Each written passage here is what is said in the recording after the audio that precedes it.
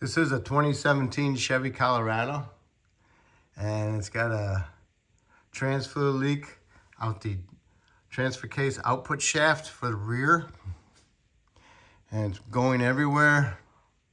And it's pretty much concentrated before here in this area, so I'm pretty sure it's the boot seal, the seal boot, the output shaft seal. Okay, this is the boot type. So we need to remove the drive shaft and replace that seal. So what you want to do is you need to put it in neutral because you can't, it won't turn.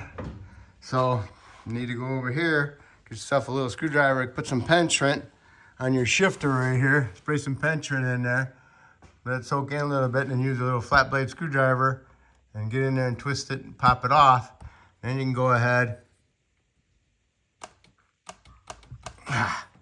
and put it into like reverse your next gear, and then you can come over here and you can turn it.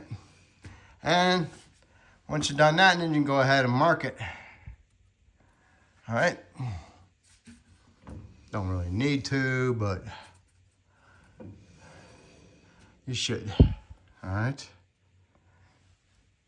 And these are 11 or a 7/16. Get a 6-inch extension with a shorty on there and remove them. Once you get them all removed, spray some penetrant on the caps on there so it soaks into the flange, because they're really hard to get out. And what you want to do is go ahead and pry on them really like that inside there. Pry that drive shaft off of there. All right, what you want to do is have these caps off and then put them back on with just a couple threads, and that'll keep that drive shaft from flying out of there at you. Okay, so once you get that ready, then you can go ahead and pry on it and pop it out. Okay, and once you get it popped out, then you can go ahead and grab hold of the whole drive shaft tube and pull it out. Okay, I'm not taking this apart because I'm going together and I'm already done with the job, and I just forgot to do the video. Okay, I'm always in a hurry, gets me in trouble. So get the idea, put some penetrant on it, because they really do come apart hard, and you just have to pry them off of there. And be careful, because sometimes these little cap keepers in the center rust apart, and it won't allow your caps to stay together. Okay, that's why I'm telling you to put your caps flanges back on, and just have them on there with a couple threads so they don't go flying off, and then you lose your U-joint caps and the little needle bearings fall all over the place, and you're, oh no, now I got to replace them. Okay, so all right, so enough of that. So now we'll get the drive shaft out, and then we can go ahead and remove it. All right, okay. Once you got the drive shaft out, you need to go ahead and get your seal out. So you need to get yourself a hammer and a screwdriver. And over here on the sides, right here, up here anyway, there's a notch. Really can't get to it, but on this side you got a notch right there. So all you gotta do is get your screwdriver in there and your hammer and hit it like that, get it loose, and then you can work the seal around the end of the housing and get the seal off. But this is your starting point right here. Hit the screwdriver with a hammer, knock the seal out a little bit, and then work your way around and tap that seal fully off. Okay, here's the seal. If you got a dust seal with a boot, with a boot on it, you want to go ahead and get the same one. All right. Excuse me, bronchitis acting up. All right, so once you got the seal out, you want to go ahead and wipe this off, get this surface clean, because it'll leave some like sealer on there from the seal. You want to get that off of there. Also, if there's any corrosion on there, you want to make sure it's nice and flat. And go ahead and get your new seal and prep that and get it ready. All right, got the new seal. Put a little bit of Seal Glide on the inside of this part, on the boot. On the inside, the seal should have grease from the factory, and then try to install the seal with a little notch pointing down. You can use a hammer and punch all the way around, hit all the way around. I got a bearing race that fit on there nicely, nice and flat, so I can just hit the bearing race with my hammer and then I tap it in. Okay, so that's what I'm gonna do.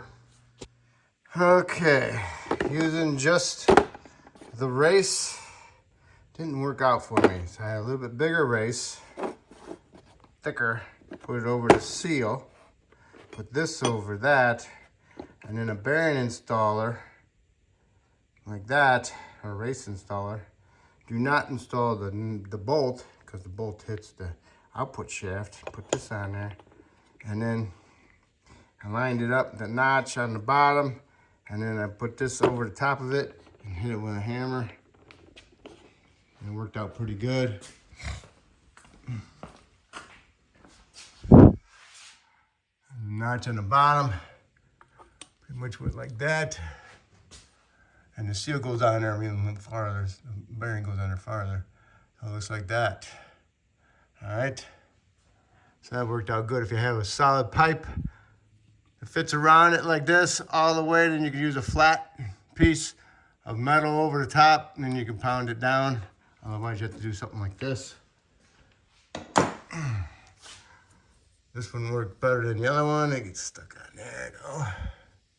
Some works better on it than that other one did, so this one's a lot thicker. These are pinion bearing races. So now I can go ahead and install my drive shaft and line it back on the rear pinion flange. Make sure you wipe off your input shaft before you stick it in, and go ahead and line it up, push it in there, and then line up your marks on your drive shaft that you got before you took it apart. When you marked it before you took it apart, line them up, okay? And then also, when you're getting the U-joint caps in there, see this little notch, the cap has to go below it. So at least get one side tapped in behind it first, and then go to the other side, tap it with a hammer towards that way, and then push it that way to get it behind the other notch on the flange. And you can go ahead and put your flange cap U clamps back on.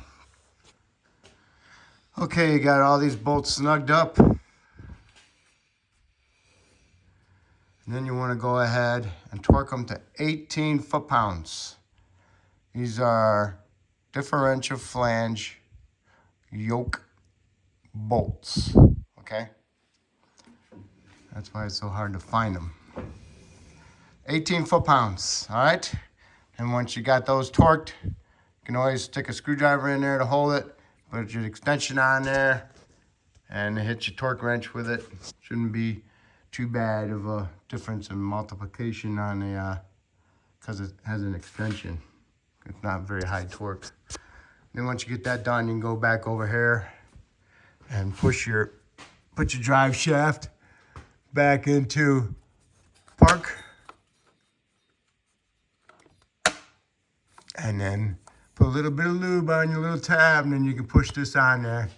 And make sure it's on there by go ahead trying to pull it back off. If it doesn't pull off easily, then it's locked in place, okay? But if it pops off, you can make sure it locks in, because you don't want to be stranded somewhere and can't put it in park or take it out of park, all right? So I'll put a little bit of lube on there to help prevent it from rusting, because they rust, okay? Snaps in place, all right? And that will complete your drive shaft seal. Now you want to just double check your fluid level inside your transfer case, because this one, it lost quite a bit of fluid. So your drain is right here. You have to remove this plate, and your fill plug is right here, which is an 18 millimeter. So take that out. The maximum low level would be 1/4 inch, And maximum height would be dripping out. Okay, not running out, dripping out. Okay, once you get that all set, then you're all set. And I will complete this job. All right? All right, the plug is out. Ooh, looks like it's coming up, but I can't stick my finger in there because it's too small of a hole. So I got me a zip tie. I bent it over. And I'll stick it in there. And I'll flatten it. Okay, it's flat. And then I'll pull it out. I have to lift it up a little bit. And I'll see if it's on my... It's on it. And that's just probably like 3/8 of an inch from the bottom. Which means it's a little low. I want to add some, but I don't want to add a lot. Because I don't want it to create a leak either by having too much. Okay, so I'm going to add just a little bit.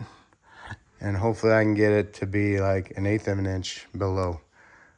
Okay, the maximum is 1/4. And I got one of these big syringes. I don't know. I really didn't like it last time I used it, but at least I can see what kind of fluid's in it. So you get one for each kind of fluid and you'll be good. And make sure you mark it. Okay. Just let it run out. No hurry. So I'm just going drip, drip, drip, drip, drip, and go ahead and put the plug back in. Okay? So hopefully I helped you out doing this seal. And hopefully you can help me out by subscribing to me. And I appreciate it. Thank you.